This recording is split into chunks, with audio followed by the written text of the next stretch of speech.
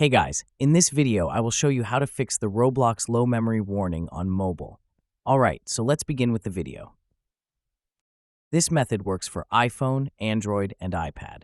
Start by swiping up from the bottom of your screen to view all open apps, then close any unnecessary applications by swiping up on them. It's a good idea to close the Roblox app as well before reopening it. Once reopened, load into any Roblox game.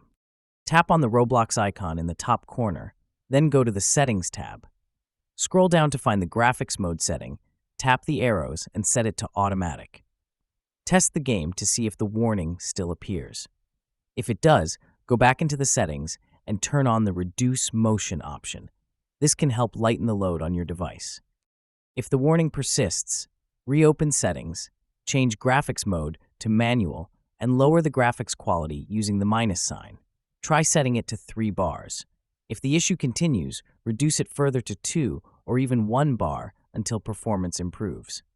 Once you find a level that works for your device, you can try turning Reduce Motion back off, but only if performance remains stable. If you still see the low memory warning, exit the game and go to the Roblox main menu. Tap More at the bottom, scroll down, and open Settings. From there, go to Privacy and Content Restrictions and select Communication. Here go to Experience Chat and set Experience Chat to No One. This will disable chat, which may free up some system resources.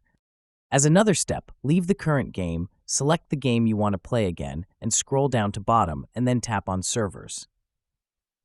Under Other Servers, expand the Number of Players menu and choose Ascending. Join a server with fewer players or a private server if you have access to one. Fewer players can significantly reduce lag and memory usage. And that's it.